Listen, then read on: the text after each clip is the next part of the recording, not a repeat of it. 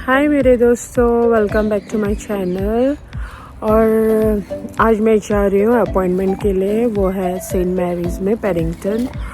और मेरा appointment gynaec है एंडोमेट्रियोसिस के लिए।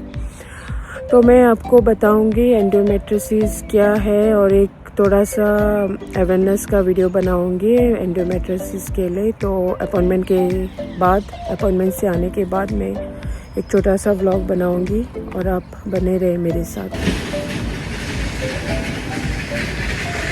मैं अंदर जाके आपको बोलती हूँ डॉक्टर ने क्या बोला।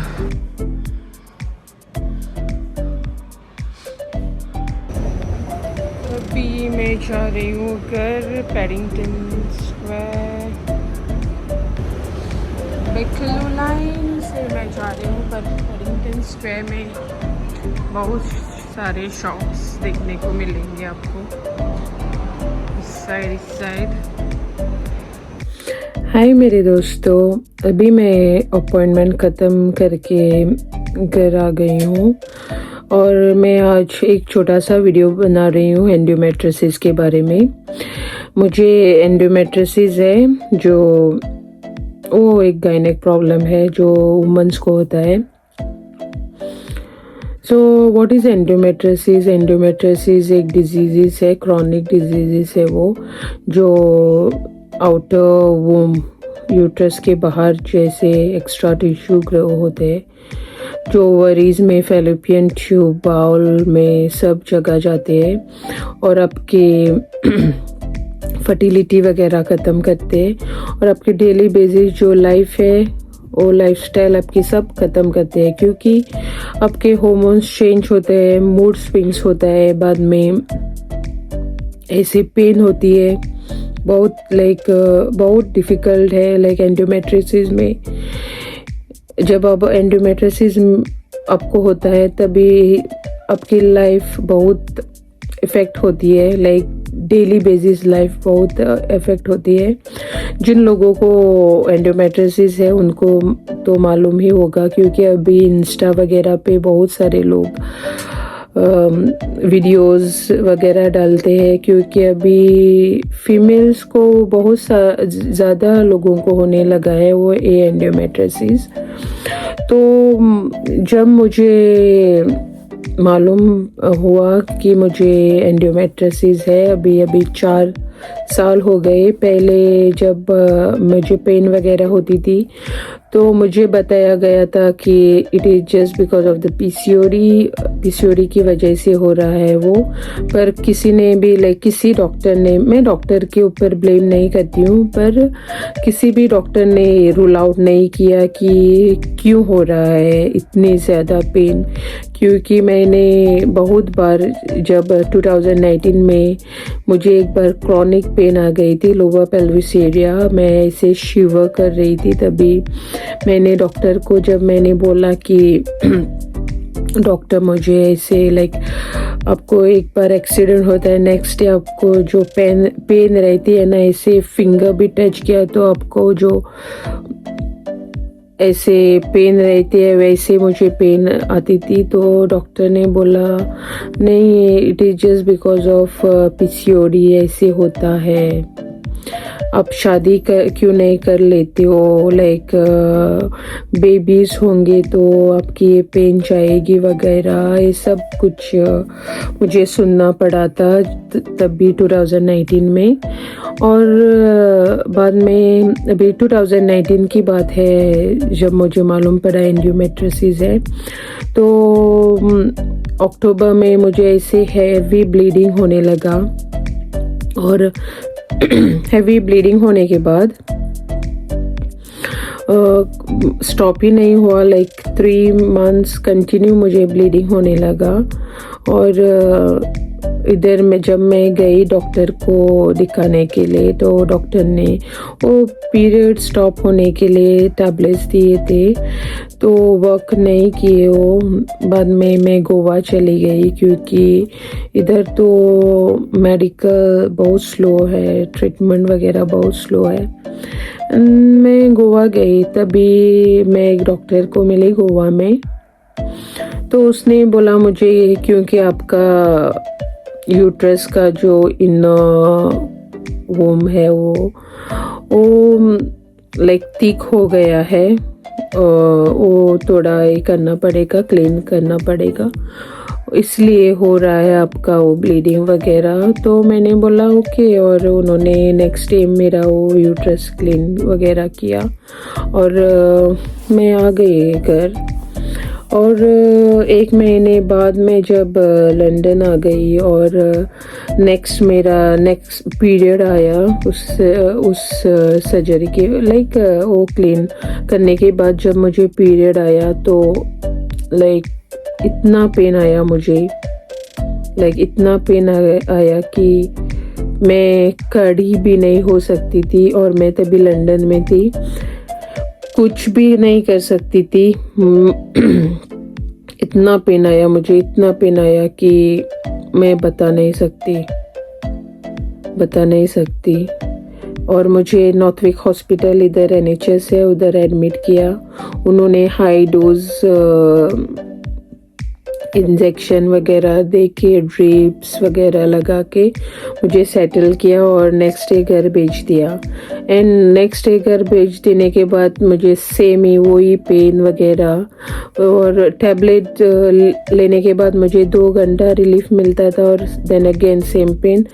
आफ्टर दैट मैं 3 दिन के बाद ही फिर गोवा चले गई और उसी डॉक्टर को मिलने गई जिसने मेरा यूट्रस क्लीन वगैरह किया था। तो उसने मुझे बोला कि देखेंगे MRI वगैरह करके रूल आउट करेंगे क्या है क्या नहीं। तो देखने के बाद MRI किया, उसके बाद जब रिपोर्ट आने के बाद मुझे मालूम पड़ा कि मुझे 4th स्टेज ऑफ एंडोमेट्रियोसिस है। और वो मुझे तो नहीं मालूम कि एंडोमेट्रियोसिस क्या वगैरह क्या है। तो मैंने गूगल पे ऐसे फाइंड आउट किया एंडोमेट्रियोसिस, देन मैं शॉक हो गई, ये तो बहुत क्रॉनिक डिजीज़ है। तो बाद में मैंने रिपोर्ट मेरे डॉक्टर को भेज दिया। तभी मेरी डॉक्टर आउट ऑफ स्टेशन थी, तो डॉक्टर ने मुझे फ़ोन करके बताया कि ऐसा ऐसा है। एंड देन वो आउट ऑफ स्टेशन जो उधर आने के बाद मैं उसको मिलने गई और उसने मुझे फुल ऐसे एक्सप्लेन किया एंडोमेट्रियोसिस के बारे में। और मैंने उसको पूछा कि ये कैसे होता है एंडोमेट्रियोसिस वगैरह। देन शी सेड कि स्ट्रेस वगैरह, like junk food, and then lifestyle हमारी जो रहती है वो अच्छी नहीं होती, क्योंकि अभी पहले के ज़माने में तो बहुत ऐसे डिफरेंट ही, और अभी बहुत डिफरेंट है। लाइक अभी सब कुछ फास्ट फूड वगैरह हम खाते हैं वो। देन या स्ट्रेस बहुत रहता है अभी तो। स्ट्रेस वो लोग बोलते हैं कि स्ट्रेस नहीं लेना चाहिए, पर स्ट्रेस तो रहता ही है। और वो वुमेंस को ऐसे इफ़ेक्ट करता है क्योंकि हमारे हार्मोन्स वगैरह चेंज होते हैं। तो ऐसे उसने मुझे एक्सप्लेन किया डॉक्टर ने, और बाद में मुझे बोली लाइक आप ट्रीटमेंट पे जाना चाहते हो या सर्जरी करना चाहते हो।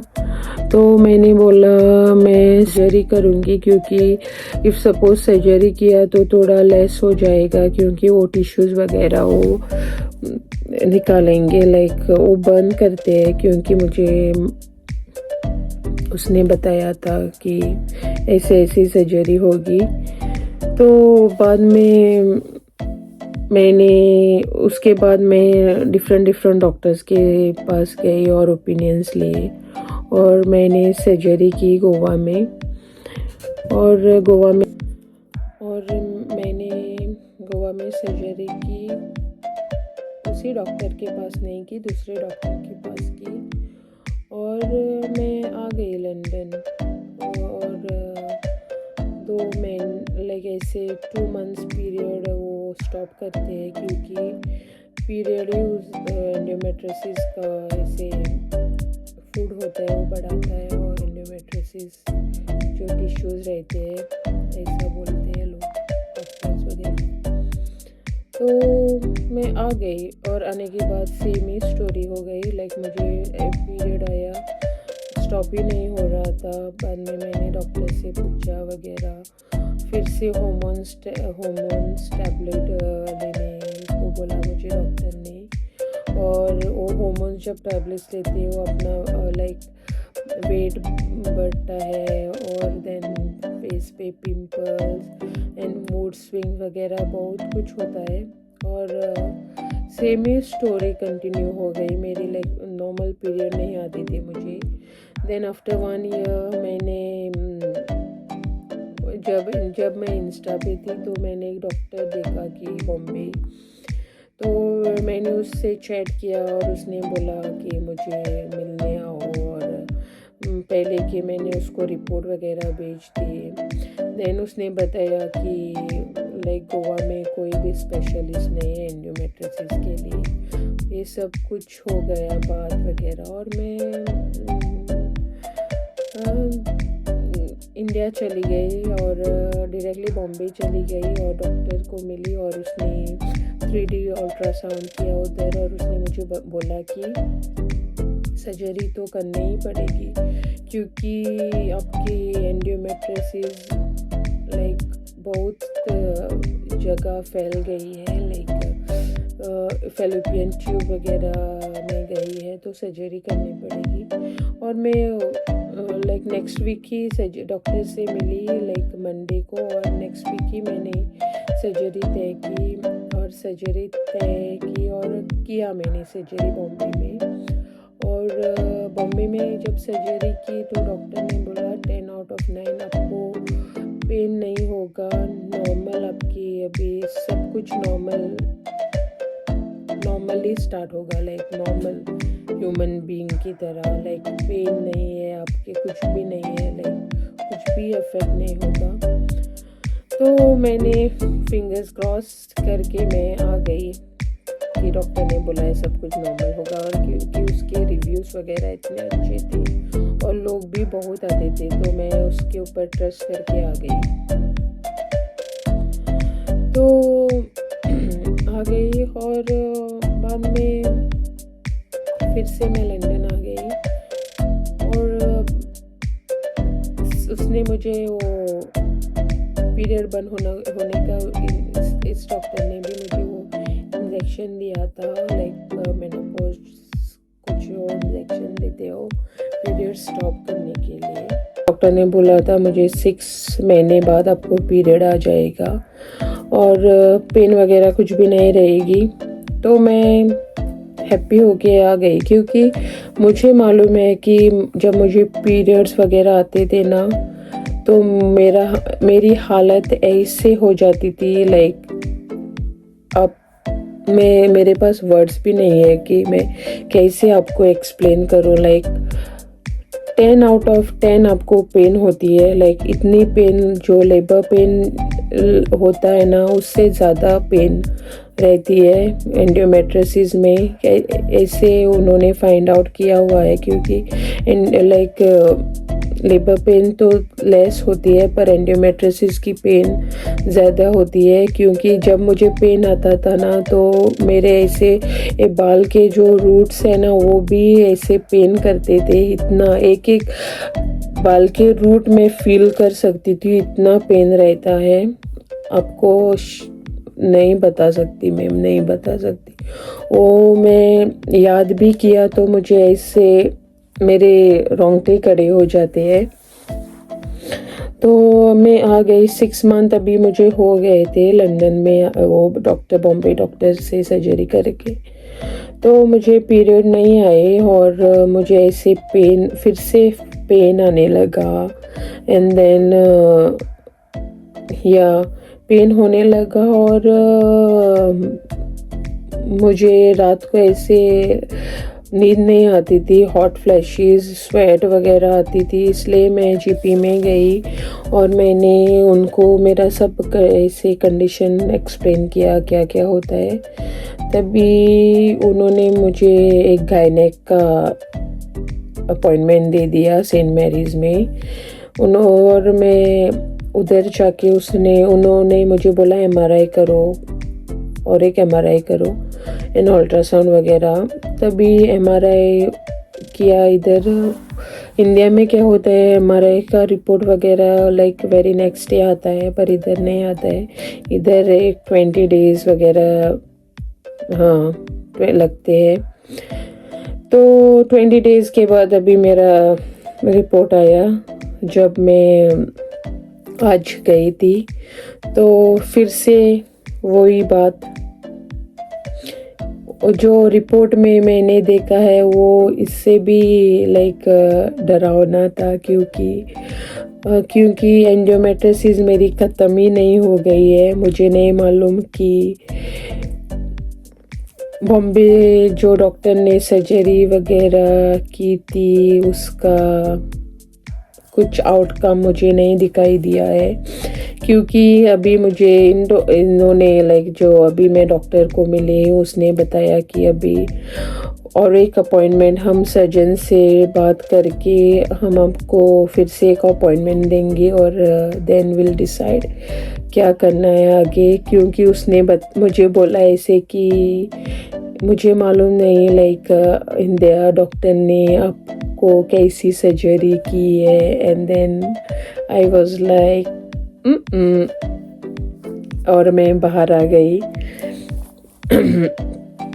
देन अभी देखेंगे, hoping for the best, because अभी भगवान ही बचा सकता है मुझे इस डिजीज़ से। मैं तो कुछ भी नहीं कर सकती, क्योंकि मैं थक गई हूँ। क्योंकि अभी कब से मैं डॉक्टर के पास जा रही है, इस डॉक्टर के पास उस डॉक्टर के पास, बहुत डॉक्टर देखे हैं मैंने। माय गॉड, इंडिया में तो मैंने गोवा में जो सभी गायनेक है, मोस्ट ऑफ द गायनेक मैंने देखे हैं, उनके ओपिनियंस वगैरह।